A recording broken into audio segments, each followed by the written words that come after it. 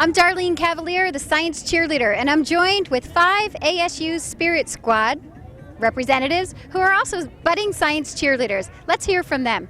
Please introduce yourself and tell us about your major. I am Logan Reginato. I am a senior at Arizona State. I am studying biological sciences and I plan to be a marine biologist.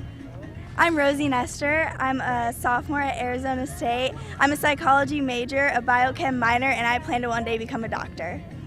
I'm Roxy Jarvis. I'm a secondary education with mathematics major, and I plan to be a high school algebra teacher. Hi, I'm Brie Plimpton. I'm a junior at Arizona State University. I'm majoring in biological sciences, pre-med, and I plan on being a reconstructive surgeon. Hi, I'm Jessica Cooper, and I'm a sophomore at Arizona State, and I'm majoring in nursing, and someday I hope to be a pediatric nurse practitioner.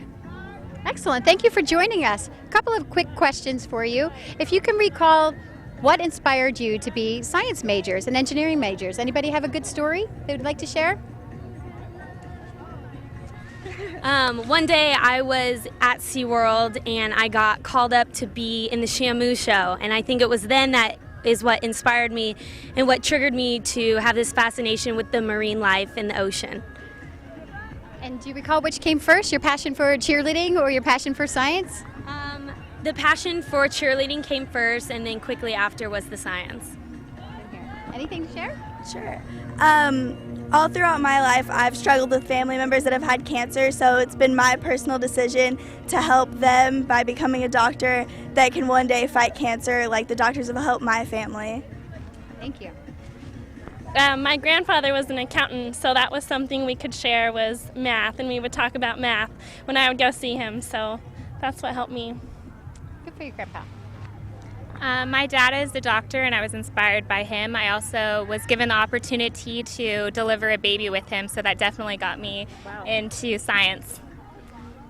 I have a passion for little kids, and also I lost a friend in high school, and I also had another friend who passed out on a regular basis, so it just got me interested in the nursing and helping out others. Those are great stories. Let's talk a little bit about stereotypes and whether you've come across them, and if you have, how you've dealt with them.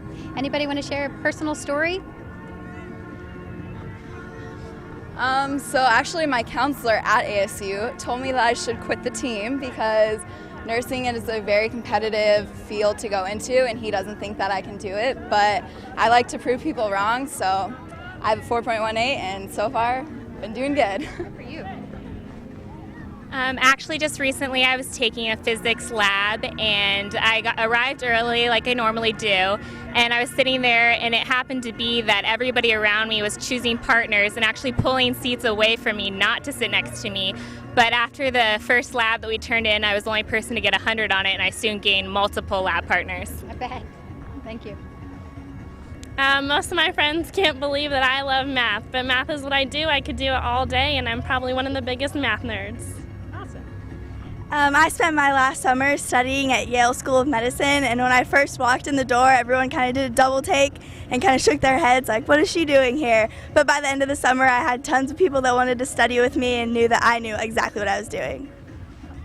I think it's a great opportunity to prove people wrong, and especially with the blonde hair cheerleader for a college, we're very stereotyped, and to prove them wrong by mentioning our majors and our GPA, it's a great feeling. Any advice you want to give to your former 5th grade self?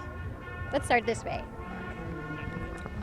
Just never let anyone get you down, because honestly you can do whatever you set your mind to, and honestly everything is about time management. Like school and dance is all possible, but it's time management. I would just say do what you love and don't let anybody stop you. Good advice. I'd say stay true to yourself. Don't let anyone talk you into doing something you don't want to, and do what you love. I would just add on that you can do everything that you love, that you never have to limit yourself. Yeah, you can do more than one thing, and by having an education and extracurricular activities is a great way to do that. Go Science!